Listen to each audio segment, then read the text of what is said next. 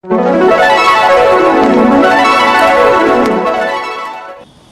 कुत्ता ने कैसे तोड़ा इमराज का घमंड। एक कहानी ध्यान से सुन लो, कभी दुखी नहीं रहोगे। नमस्कार दोस्तों, स्वागत है आप सभी दर्शक भाइयों का पुनः हमारे YouTube चैनल दर्पण ज्ञान गंगा में। प्रिय दोस्तों, आज इस वीडियो में जो हम आपके लिए ये कहानी लेकर के आए हैं, ये कहानी आपके लिए बहुत ही ज्ञानवर्धक और शिक्षाप्रद होने वाली है। ये कहानी आपके लिए बहुत अच्छी एक नई जानकारी और सीख दे करके जाएगी।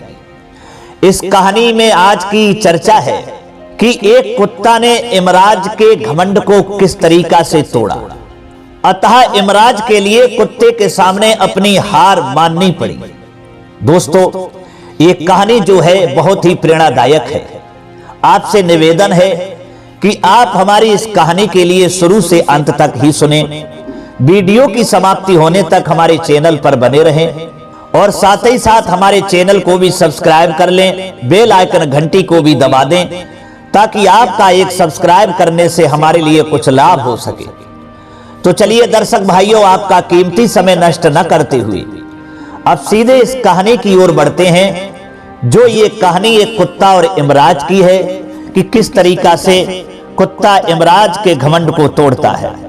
प्रिय दोस्तों, एक समय की बात है, किसी नगर में एक धनवान सेठ रहा करता था। उसके यहाँ एक कुत्ता भी पला हुआ था, जो वह कुत्ता उसका बहुत ही वफादार था। अपने काम के प्रति वह हर समय वफादारी ही निभाता था। कोई भी गलत कार्य वह कुत्ता नहीं करता था, किसी को परेशान नहीं करता था और सेठ के बताए अनुसार हर कार्य को करने के लिए वह कुत्ता तत्पर रहता था। दोस्तों, वह सेठ जो थे बहुत ही धनवान तो थे ही, लेकिन सेठ जो थे बहुत ही लालची और लोभी किस्म के व्यक्ति थे। लेकिन सेठ भगवान विष्णु के बहुत ही पुजारी थे, बहुत ही सेवा किया करते थे। धीरे धीरे दोस्तों समय गुजरता गया, उन सेठ की तपस्या और भगवान विष्णु के प्रति प्रेम बढ़ता चला गया, उनका पूजा पाठ और भी बढ़ता चला गया। एक दिन भगवान विष्णु जो थे सेठ पर प्रसन्न हो गए और सेठ के समक्ष आकर के प्रकट हो गए और कहा है कि सेठ जी, हमसे वरदान मांगो, हम तुम्हारी तपस्या से, हम तुम्हारे पूजा पाठ से, तुम्हारी भक्ति से बहुत प्रसन्न हैं। दोस्तों, सेठ जी जो थे भगवान को सम्मुख देख करके बड़ा ही प्रसन्न हो जाते हैं। तब सेठ जी ने क्या कहा कि प्रभु, मुझे और कुछ नहीं चाहिए, मुझे कोई वरदान नहीं मांगना है। एक कागज, एक कोरा कागज था, वो सेठ जी ने निकाला और कहा है प्रभु, इस पर अपने दस्तखत कर दो। भगवान विष्णु ने कहा, ऐसा क्यों, इस पे दस्तखत क्यों करवाना चाहते हो? तब सेठ जी ने कहा है कि हे दीनबंधु, मैं दुनिया को साबित कर सकूं कि मुझे भगवान के दर्शन हुए हैं, मेरी भगवान से मुलाकात हुई है, क्योंकि दुनिया तो भगवान पर वैसे भी विश्वास नहीं करती है, ताकि आप इस जब कोरे कागज पर दस्तखत कर दोगे और हम दुनिया को दिखाऊंगा तो ये दुनिया समझेगी कि हाँ भगवान हैं और भगवान से तुम्हारी मुलाकात हुई है। दोस्तों, भगवान विष्णु ने कहा ठीक है, लाइए कागज। सेठ ने झट से कागज प्रभु की तरफ बढ़ाया और भगवान विष्णु ने उसी कोरे कागज पर अपने दस्तखत कर दिए और तुरंत सेठ जी को पकड़ा दिया। वह कागज जो था सेठ जी ने अपनी जेब में रख लिया, भगवान को प्रणाम किया और उसके बाद भगवान विष्णु वहां से अंतर्ध्यान हो गए। दोस्तों, सेठ बड़ा ही प्रसन्न थे। सेठ जी जो थे वह कागज जो था जिस पर भगवान ने दस्तखत किए थे, हर वक्त हर समय अपनी जेब में रखते थे। धीरे धीरे दोस्तों समय और गुजरा। एक दिन की बात है कि उन्हीं सेठ जी का कुत्ता जो था वह मर गया और जब कुत्ता मर गया तो इमराज के पास में पहुंचा। इमराज ने कुत्ता का लेखा जोखा निकाला और कुत्ता का लेखा जोखा देख करके बताया कि हे कुत्ता, तू बहुत ही वफादार जानवर था, तूने अपने मालिक के यहाँ पूरी तरह से वफादारी निभाई, तूने कोई घृणित ऐसा काम नहीं किया है। आखिर को तू कुत्ता है और इस योनि में भी जाकर के तूने ऐसा कोई घृणित कार्य नहीं किया ताकि हम उस घृणित कार्य से तुझे को सजा दे सके। तूने अपने जीवन में बहुत अच्छे कर्म किए हैं, तूने किसी को परेशान नहीं किया। किसी भी छोटे मोटे जीव को दुख नहीं पहुंचाया, किसी को तूने काटा ही नहीं। तूने अपने मालिक के घर पर पूरी तरह से वफादारी निभाई है, अच्छा कर्म किया है। इसलिए कुत्ता हम तुझसे बहुत प्रसन्न हैं। अब तू बता, तू कहां जाना चाहता है, क्या बनना चाहता है, आज तू वही बन जाएगा। दोस्तों, इमराज के ये शब्द सुनने के बाद में कुत्ता कहता है कि हे इमराज, आप हमें जहां भी भेजें, जिस योनि में भेजें, मैं वहां उस योनि में जाने के लिए तैयार हूं। लेकिन हे इमराज, आप हमें मनुष्य योनि में मत भेज देना, अर्थात हमें मानव मत बना देना। इमराज ने पूछा, कुत्ता क्यों, ऐसा क्यों है? अरे मनुष्य योनि तो बहुत ही अच्छी योनि बताई है। 84 लाख योनियों में सर्वश्रेष्ठ मनुष्य योनि है। इस मनुष्य योनि के लिए हम और देवता सब तरसते हैं। सारे देवता सोचते हैं कि एक बार हम मानव बन जाए तो हम भगवान की, उस ईश्वर की, परम पिता परमेश्वर की आराधना कर लूं, पूजा पाठ कर लूं, अच्छी तरीका से जाकर के सेवा करूं, अपने धर्म को निभाऊं, अच्छे कर्म करूं। और तू कह रहा है कि मुझे मनुष्य मत बनाना। अरे मनुष्य की योनि तो सबसे श्रेष्ठ है, ऐसा तू क्यों कह रहा है? दोस्तों, इमराज की ये बात सुनकर के तब वह कुत्ता कहता है कि हे इमराज, मैं मानता हूं कि मनुष्य योनि जो है वो सब योनियों में सर्वश्रेष्ठ है। लेकिन ये आप नहीं जानते हैं कि जब मानव गर्भ में होता है, उल्टा लटका होता है, तब वह भगवान से प्रार्थना करता है कि इस गर्भ से हमको बाहर कर दो। मैं दुनिया में जाऊंगा, तेरा भजन करूंगा, तेरा गुणगान करूंगा, अच्छे कर्म करूंगा, धर्म का रास्ता अपनाऊंगा, धर्म पर ही चलूंगा, अधर्म पर कभी नहीं जाऊंगा, बुरे कर्म कभी नहीं करूंगा, किसी को परेशान नहीं करूंगा। लेकिन इमराज, जब उस मानव का यानी जन्म हो जाता है और जब दुनिया में आता है तो धीरे धीरे सब कुछ भूल जाता है। जो वादा करके आया वो सब भूल गया, इतना स्वार्थी हो गया, इतना लालच में पहुंच गया कि सब कुछ भूल गया। कुत्ता कहता है, हे इमराज, मनुष्य के लिए लालच बैठने नहीं देता और ईर्ष्या उसको हर समय काटती रहती है, क्योंकि लालच इतना मनुष्य के अंदर बढ़ जाता है, इतना स्वार्थी हो जाता है कि वह अपने को भूल जाता है कि हमारा कौन है, हमें इसके साथ क्या व्यवहार करना चाहिए, सब कुछ रिश्ते भूल जाता है, इतना लालच में पड़ जाता है और दूसरों के प्रति इतना ईर्ष्यालु हो जाता है, उसके अंदर इतनी ईर्ष्या पैदा हो जाती है कि वो स्वयं जलने लगता है और वह ईर्ष्या उसके लिए चैन से बैठने नहीं देती। ना तो कुछ अच्छा कर्म करता है, ना दूसरों के लिए करने देता है, न चैन से खाना चाहता है, न दूसरों को चैन से खाने देता है। इतने दुष्कर्मों में पड़ जाता है क्योंकि उसके अंदर लालच और स्वार्थ नाम का बीज उत्पन्न हो जाता है, वो उसके लिए चैन से बैठने नहीं देता है। और यहां तक की ही नहीं कि मनुष्य जो है वो अपने स्वार्थ के लिए, अपने लालच के लिए देवताओं को भी चकमा दे देता है, उन्हें भी चूना लगा देता है। यमराज ने पूछा, कुत्ता वो कैसे?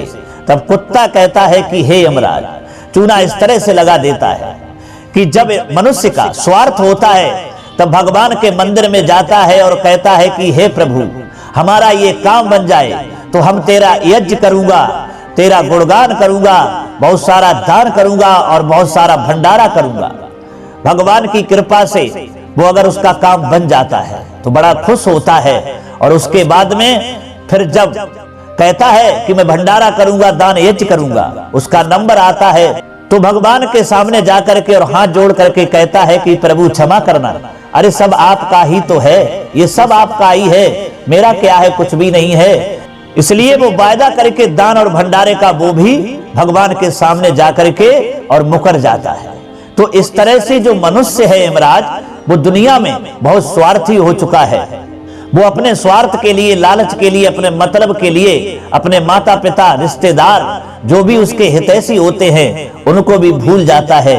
यहाँ तक की ही नहीं कि उसके स्वार्थ और लालच के लिए अगर अपनों का कत्ल करना क्यों ना पड़ जाए, अपनों को मारना भी क्यों ना पड़ जाए, तो वो अपनों को मार भी देता है। इसलिए हे यमराज, मैं मनुष्य की योनियों को देख करके बड़ा ही तंग आ गया हूं, अतः आपसे यही निवेदन है कि हमें मनुष्य योनि में ना भेजें। दोस्तों, कुत्ते की ऐसी बात को सुनकर के यमराज कहते हैं कि कुत्ता, तू ये कहता है कि मनुष्य जो है वो देवताओं को भी चूना लगा सकता है? कुत्ता ने कहा, हाँ यमराज, मनुष्य के अंदर इतना शैतानी दिमाग है, इतना उसके अंदर दिमाग है कि वो देवताओं को भी चूना लगा सकता है, और ये कन्फर्म है। लेकिन दोस्तों, यमराज जो थे वो कुत्ते की इस बात पर सहमत नहीं हुए। यमराज ने कहा, ठीक है, हम इस बात पर कुत्ता तुझसे शर्त लगाते हैं, मैं तेरे मालिक उस सेठ के लिए जीवित ही यहां बुलवाते हैं, देखें उसके अंदर कितना दिमाग है, कैसा है उसका, जो हम जैसे देवताओं के लिए, यमराज के लिए भी चूना लगा देगा। कुत्ता ने कहा, यमराज आप नहीं मानोगे, और नहीं मानते हो तो बुला लीजिए हमारे मालिक के लिए, देखिए आपके लिए वो कैसे चूना लगाते हैं और आपके यमलोक में आकर के कैसी खलबली मचा देते हैं। दोस्तों, यमराज ने कहा, ठीक है कुत्ता, अगर ऐसा नहीं हुआ तो हम तुझे हमेशा के लिए नरक में डाल देंगे। कुत्ता ने कहा, जैसी मर्जी आपकी यमराज। दोस्तों, वही हुआ। यमराज जो है अपने दूतों के लिए भेजते हैं और जीवित ही उस सेठ के लिए उठवा लेते हैं। यमदूत सेठ को जीवित ही उठा करके ला रहे थे। रास्ते में आकर के सेठ जी की जब आंखें खुली, क्या देखा है कि यमदूत सेठ जी को जीवित ही लेकर के जा रहे हैं। तब सेठ जी ने उन दूतों से पूछा कि आप लोग कौन हैं, कहां ले जा रहे हैं मुझे? तब यमदूत कहने लगे कि हे सेठ जी, मैं यमदूत हूं, हमारे मालिक यमराज ने हमें भेजा है तुम्हें बुलाने के लिए। तुम्हारा जो कुत्ता मर गया था उससे हमारे यमराज ने शर्त लगाई है। सेठ जी ने पूछा, क्या शर्त लगाई है? तब सारी कहानी सुनाते हैं वे यमदूत और कहते हैं कि सेठ जी, तुम्हारा कुत्ता ये कहता है कि इस धरती लोक पर जो जीवित मनुष्य है वो देवताओं को भी चूना लगा सकता है, क्योंकि उसके अंदर ऐसा खुरापाती दिमाग होता है। और ये शर्त लगाई है आपके कुत्ते से कि कुत्ते की बात अगर झूठ निकली तो उस कुत्ते के लिए यमराज जो है हमेशा के लिए नरक में डाल देगा। दोस्तों, यमदूतों की बात को सुनकर के उसी समय जो कागज था जिस पर भगवान के दस्तखत थे, वो हर समय सेठ जी अपनी जेब में रखा करते थे, उसको तुरंत ही निकाला और उस पर कुछ लिखा और फिर जेब में रख लिया। इधर थोड़े समय के बाद में यमदूत सेठ जी को जीवित ही लेकर के यमपुरी में पहुंच गए, और यमपुरी में जैसे ही पहुंचे हैं जहां यमराज बैठे हुए थे, वहीं ले जा करके यमदूतों ने खड़ा कर दिया। दोस्तों, इधर जैसे ही यमराज के लिए सेठ जी ने देखा तो सेठ जी उठते हैं और सीधा वही कागज निकालते हैं जिस पर सेठ जी ने कुछ लिखा हुआ था और जिस पर भगवान के दस्तखत भी थे। यमराज के हाथों में पकड़ा गया। यमराज ने जैसे ही वो कागज को पढ़ा तो यमराज जो थे वो उन सेठ जी के चरणों के पास में आकर के बैठ गए और उन सेठ के लिए स्वयं अपनी गद्दी पर बैठा लिया, अर्थात अपनी ही गद्दी पर सेठ को आरूढ़ कर दिया। दोस्तों, जब वहां के कर्मचारियों ने, यमदूतों ने देखा कि खुद यमराज उठ करके सेठ जी के चरणों में बैठ गए और खुद अपनी गद्दी पर सेठ जी को बैठाल दिया, खुद यहाँ का राजा बना दिया, लगता है ये इंसान कोई पहुंचा हुआ है। दोस्तों, जब सेठ जी यमराज की गद्दी पर बैठ गए और यमराज जो थे वो सेठ जी के चरणों के पास में बैठे हुए थे, इधर सेठ जी जब वहां के राजा बन गए तो उन्होंने वहां के कानून कायदा सब बदल दिए।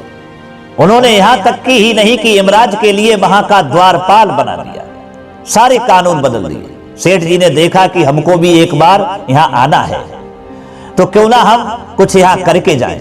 दोस्तों, सेठ जी ने क्या किया कि जितने भी उस नरक में नरक के वासी थे सबको निकाल करके और स्वर्ग में भेज दिया और नरक का द्वार हमेशा के लिए बंद कर दिया। जब सारे नरकवासी स्वर्ग में पहुंचे हैं तो वहां के कर्मचारी जो थे वो परेशान होने लगे और सोचने लगे ये क्या हुआ, ये कौन आ गया है यमपुरी में। दोस्तों, पता लगाया वहां के जब कर्मचारियों ने तो यमराज पहरा लगा रहे थे और एक मनुष्य, जीवित मनुष्य यमराज की गद्दी पर बैठा हुआ था। अब देवता परेशान होने लगे, ये क्या हो रहा है।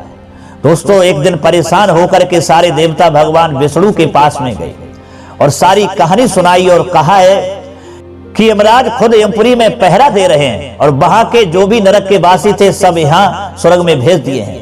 अब मैं कैसे उनकी सबकी सेवा कर पाऊं, प्रभु कुछ करिए, क्या ये माजरा है। दोस्तों, भगवान विष्णु ने सुना तो पूछा, जब यमराज यमपुरी का पहरा दे रहे हैं तो फिर वहां गद्दी पर कौन बैठा हुआ है। दोस्तों, देवता कहने लगे, प्रभु पता नहीं कौन है। इधर दोस्तों, भगवान विष्णु ने यमराज के लिए बुलवाया जो पहरा दे रहे थे। यमराज से पूछा, क्या बात है, तुम पहरेदार हो गए यमपुरी के जो स्वयं राजा थे और वहां कौन है। तो दोस्तों यमराज जो है सारी कहानी सुनाते हैं और कहते हैं कि प्रभु ये कैसी है लीला आपकी, जो मैं द्वारपाल बन गया और उसने सारे नरकवासियों को स्वर्ग में भेज दिया, सब कानून कायदा ही बदल दिए। ऐसी प्रभु लीला आपकी ये कैसी है।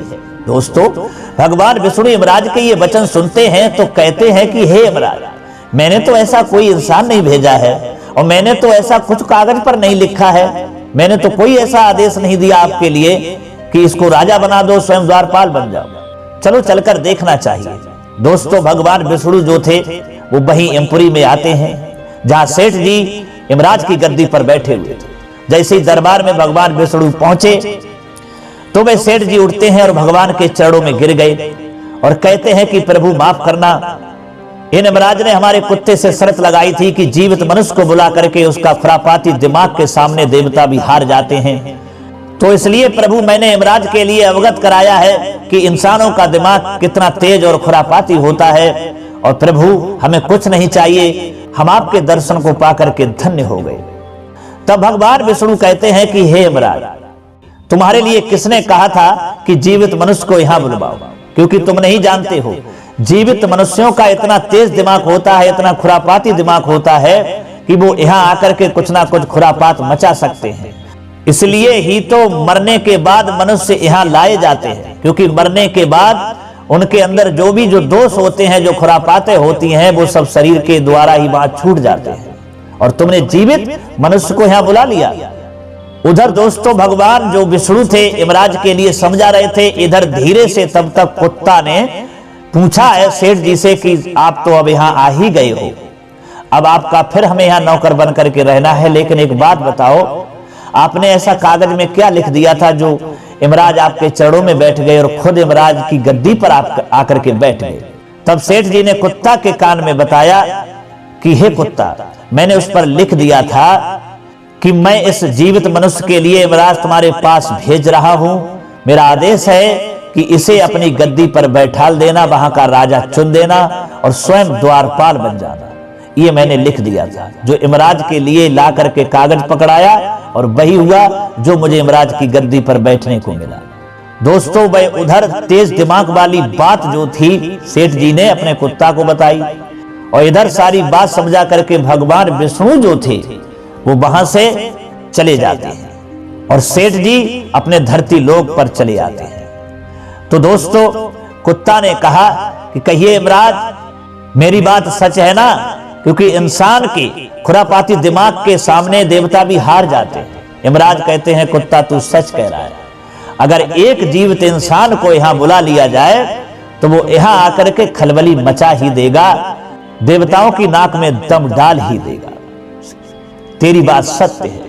दोस्तों तभी वह कुत्ता कहने लगा, इसीलिए तो यमराज जी हम आपसे कह रहे हैं कि हमें मनुष्य ना बनाए, क्योंकि मनुष्य इतना स्वार्थी है, इतना लोभी है, इतना लालची है, क्योंकि वो अपने स्वार्थ के लिए, अपने लालच के लिए, लोभ के लिए वो ऐसे ऐसे कर्म करने के लिए उद्धत हो जाता है, वो सब कुछ अपना नियम कानून, अपना धर्म, अपना मार्ग भूल जाता है और हम जैसे बेजुबान जीवों के दुख को भी नहीं समझता है और उन्हें भी हानि पहुंचाने में, दुख देने में तत्पर हो जाता है।